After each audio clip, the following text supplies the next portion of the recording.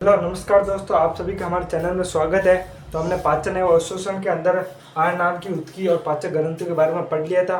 तो आज हम इस क्लास में भोजन के पाचन के बारे में पढ़ेंगे कि मुख गुहा में किस प्रकार भोजन का पाचन होता है, कौन कौन से एंजाइम होते हैं। तो स्टमक, छोटी आंत, बड़ी आंत, इन सभी के अंदर हम भोजन के पाचन को पढ़ेंगे। तो वीडियो अच्छी लगे तो चैनल को लाइक एंड सब्सक्राइब जरूर करें। तो शुरू करते हैं आज का हमारा टॉपिक। तो आज हम इस क्लास में भोजन के पाचन के बारे में पढ़ेंगे। तो सबसे पहले हम मुख गुहा के अंदर भोजन के पाचन को पढ़ते हैं।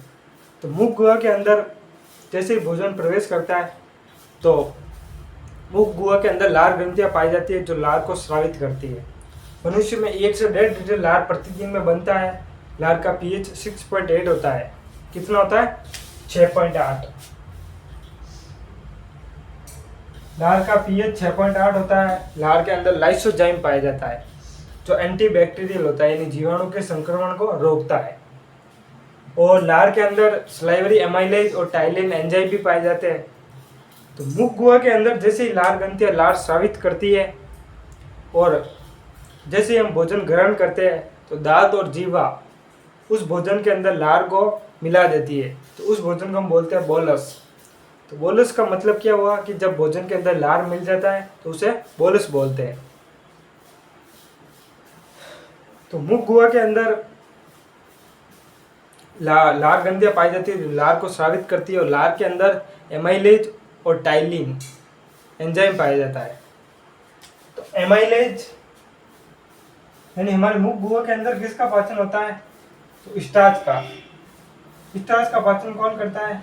एमाइलेज।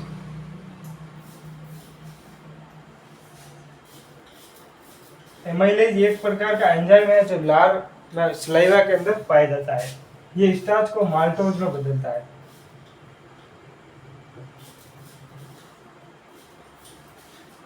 तो लार का पीएच होता है वो होता है 6.8 के समथिंग। 6.8 लार का पीएच होता है। तो लार के अंदर एमाइलेज एंजाइम पाया जाता है जो स्टार्च को माल्टोज में बदलता है। तो मुख गुहा के अंदर 30% स्टार्च का पाचन होता है। कितना परसेंट? 30%। और बाकी का जो स्टार्च का पाचन होता है वो छोटी आंत के अंदर होता है। तो हम जैसे भोजन यानी खाना खाते हैं तो हमें तुरंत एनर्जी मिल जाती है, क्योंकि मुख गुहा के अंदर स्टार्च यानी कार्बोहाइड्रेट का पाचन हो जाता है। 30% स्टार्च का पाचन हो जाता है, इसलिए हमें तुरंत एनर्जी मिल जाती है खाना खाते ही। फिर हम ये भोजन ग्रसिका में प्रवेश करता है और ग्रसिका में एक मूवमेंट, एक गति पाई जाती है जिसे कर्मानुकुंचन बोलते हैं। तो कर्मानुकुंचन गति द्वारा ही भोजन आमाशय में प्रवेश करता है। कर्मानुकुंचन गति में क्या होता है कि ग्रसिका एक बार कॉन्ट्रैक्ट होती है, फिर वापस शीतलित होती है, सिकुड़ती है, फैलती है, सिकुड़ती है, फैलती है, यानी इस प्रकार होती रहती है। एक बार ऐसे हुई, फिर वापस ऐसे हुई, एक बार ऐसे हुई, वापस ऐसे हुई। इस प्रकार ये भोजन धीरे धीरे आमाशय के अंदर प्रवेश करता है। तो उस गति को बोलते हैं कर्मानुकुंचन गति। और ग्रसिका आमाशय के अंदर प्रवेश करती है तो वहां पे एक वाल्व पाया जाता है जिसे कार्डियक अवरोध या कार्डियक स्फिंक्टर कहते हैं। इसे कार्डियक स्फिंक्टर इसलिए कहते हैं क्योंकि हृदय के पास में पाया जाता है। और आमाशय का जो तीसरा भाग पाइलोरस होता है, पाइलोरिक, वहां पे भी एक अवरोधनी होती है जिसे पाइलोरिक स्फिंक्टर या पाइलोरिक अवरोधनी कहते हैं। फिर जैसे ही भोजन आमाशय के अंदर आता है तो आमाशय की दीवार के अंदर जठर ग्रंथियां पाई जाती है जो गैस्ट्रिक जूस यानी जठर रस का स्राव करती है। और फिर आमाशय की दीवार संकुचित यानी कॉन्ट्रैक्ट होती है, जिससे जो जठर रस स्रावित हुआ है वह उस भोजन के अंदर मिल जाता है। तो उस भोजन को हम काइम कहते हैं। तो जैसे ही जठर रस इस भोजन के अंदर मिलता है तो उसे काइम बोलते हैं। और जठर रस के अंदर HCl अम्ल और पेप्सिनोजन एंजाइम पाया जाता है। और आमाशय की दीवार में 3 प्रकार की कोशिकाएं पाई जाती है। सबसे पहले म्यूकस कोशिका जो म्यूकस का स्राव करती है। म्यूकस आमाशय की दीवार की रक्षा करता है HCl अम्ल से। दूसरी कोशिका पेराइटल या भित्तीय कोशिका, ये HCl अम्ल और पेप्सिनोजन एंजाइम को स्रावित करती है। तीसरी कोशिका पेप्टिक कोशिका या चीप कोशिका, ये प्रोरेनिन, पेप्सिनोजन, लाइपेज और एमाइलेज एंजाइम को स्रावित करती है। तो आमस की दीवार के अंदर जठर ग्रंथियां पाई जाती है जो जठर रस का स्राव करती है। जठर रस के अंदर हाइड्रोक्लोरिक अम्ल और पेप्सिनोइड एंजाइम पाया जाता है। हाइड्रोक्लोरिक अम्ल आमाशय के अंदर क्या करता है? आमाशय को इंग्लिश में स्टोमक बोलते हैं। तो हाइड्रोक्लोरिक अम्ल पेप्सिनोजन को किसको पेप्सिनोजन को HCl पेप्सिन में बदलता है। फिर ये पेप्सिन प्रोटीन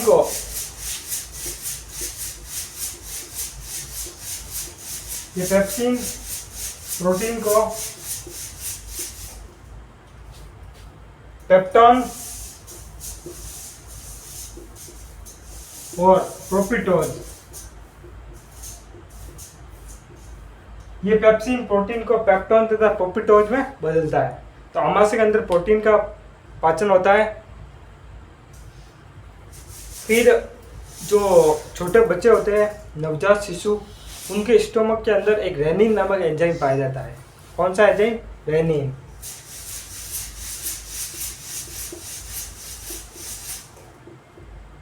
तो नवजात शिशु होते हैं, उनके पेट के अंदर रेनिन नामक एंजाइम पाया जाता है जो कैसीन को ये रेनिन कैसीन को कैल्शियम पैरा कैसिनेट में बदलने का कार्य करता है। किसके अंदर? कैल्शियम पैरा कैसिनेट में। तो छोटे बच्चे नवजात शिशु के अंदर रेनिन नामक एंजाइम पाया जाता है जो कैसिन को कैल्शियम पैरा कैसिनेट में बदलने का कार्य करता है। ये सवाल बहुत बार परीक्षा में आता है, तो आप इसको याद रख दीजिए कि नवजात शिशु के अंदर रेनिन नामक एंजाइम पाया जाता है जो कैसिन को कैल्शियम पैरा कैसिनेट के अंदर बदलने का कार्य करता है। ये सिर्फ छोटे बच्चों के अंदर ही पाया जाता है, वयस्क मनुष्य में ये एंजाइम नहीं पाया जाता है। अब हम छोटी आंत के अंदर भोजन के पाचन के बारे में पढ़ेंगे, तो आप इसका स्क्रीनशॉट लीजिए। छोटी आंत के अंदर भोजन का पाचन को पढ़ते हैं। तो आमाशय से भोजन जैसे छोटी आंत के अंदर आता है, तो छोटी आंत के 3 भाग होते हैं, डेडुनम, जेजुनम, इलियम। तो डेडुनम के अंदर जैसे ही भोजन प्रवेश करता है, तो डेडुनम जो छोटी आंत का एक भाग है, उसके बीच में एक वाल्व पाया जाता है जिसे स्पिक्टर ऑफ ऑडी कहते हैं। तो जैसे ही भोजन प्रवेश करता है छोटी आंत के अंदर, तो स्पिक्टर ऑफ बॉडी का वाल्व खुल जाता है।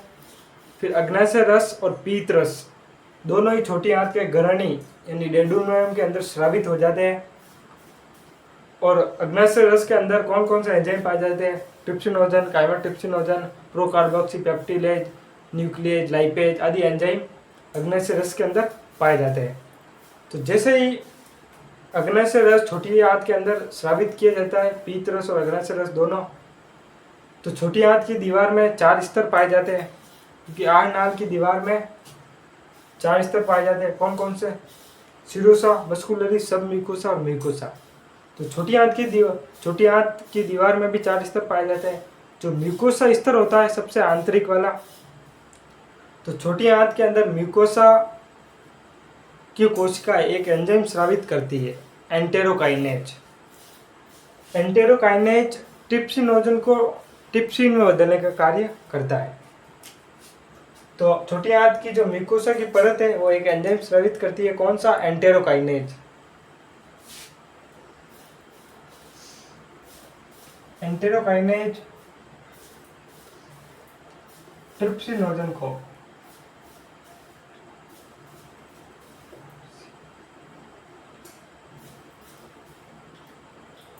ट्रिप्सिनोजन को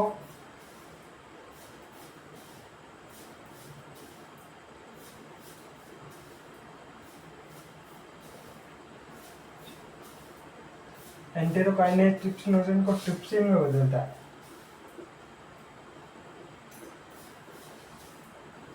फिर ये ट्रिप्सिन काइमोट्रिप्सिनोजन को काइमोट्रिप्सिन में बदलता है।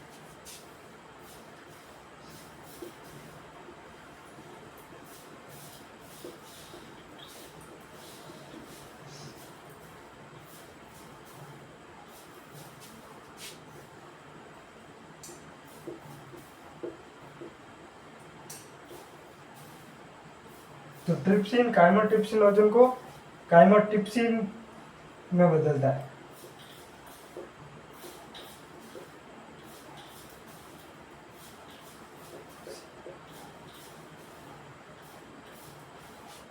और ये ट्रिप्सिन प्रो कार्बोक्सी पेप्टिलोज को कार्बोक्सी पेप्टिलोज में बदलता है।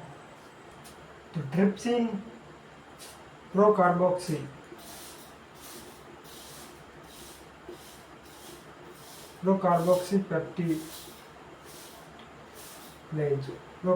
पेप्टिलेज को ट्रिप्सिन कार्बोक्सी पेप्टिलेज में बदलता है।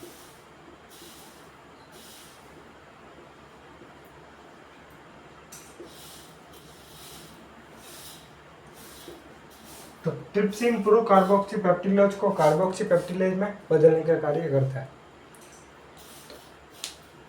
तो अग्नेय रस के अंदर ये सभी एंजाइम निष्क्रिय होते हैं।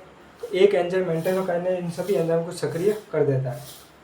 फिर अग्नेय रस के बारे में हमने पढ़ लिया। पीत रस, तो पीत रस वर्षा के इमल्सीकरण में मदद करता है, वर्षा के पाचन में मदद करता है। पीत रस लाइपेज को सक्रिय करता है। लाइपेज वर्षा को मोनोग्लिसराइड या डाइग्लिसराइड में बदलता है। तो लाइपेज वर्षा का पाचन करता है। कौन? लाइपेज वर्षा को फैट को मोनोग्लिसराइड या डाइग्लिसराइड में बदलने का कार्य करता है। और छोटी आंत के अंदर एमाइलेज भी एंजाइम पाया जाता है जो स्टार्च को डाइसैकेराइड में बदलने का कार्य करता है। तो छोटी आंत के अंदर सर्कस एंटेरिकस बनते हैं जिसके अंदर कई सारे एंजाइम होते हैं, जैसे माल्टोज को ग्लूकोज प्लस ग्लूकोज में तोड़ता है, लैक्टोज को ग्लूकोज प्लस गैलेक्टोज में तोड़ता है, और सुक्रोज को ग्लूकोज प्लस फ्रक्टोज में तोड़ता है। छोटी आंत के अंदर वर्षा का पाचन होता है। लाइपेज वर्षा को मोनोग्लिसराइड डाइग्लिसराइड में बदलने का कार्य करता है। और न्यूक्लिक अम्ल पाया जाता है, यानी न्यूक्लिक अम्ल को न्यूक्लियोसाइड या न्यूक्लियोटाइड में बदलने का कार्य करता है। इस प्रकार छोटी आंत के अंदर पाचन होता है। बड़ी आंत के अंदर कुछ जल खनिजों का अवशोषण होता है। इस प्रकार है जो भोजन का पाचन आमाशय, छोटी आंत, बड़ी आंत इन सभी के अंदर होता है।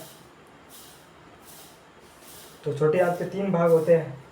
सबसे पहले वाला डेडुनम जो सी आकार का होता है। फिर इसको मध्य क्षुद्रांत या जेजुनम बोलते हैं। फिर लेफ्ट वाला भाग इलियम।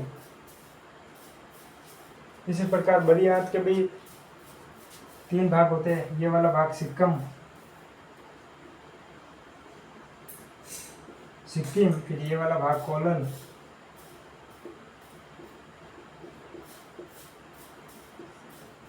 फिर ये एनस, और ये रेक्टम एनस। और जो कोलन है उसके 4 भाग होते हैं, असेंडिंग, ट्रांसफर, डिसेंडिंग, सिग्मोइड। कौन कौन से? Ascending, transfer, descending, sigmoid. इस प्रकार है जो भोजन का पाचन मनुष्य के अंदर होता है। फिर पाचन तंत्र के कुछ विकार भी है, जैसे पीलिया है ना, अपच है, वोमिटिंग है, उल्टी। तो पाचन तंत्र के कुछ विकार है। तो हमने भोजन का पाचन के बारे में पूरा पढ़ लिया है। ये चैप्टर हमारा कंप्लीट हो गया है। फिर अगले वीडियो में हम मिलेंगे। तो जय हिंद।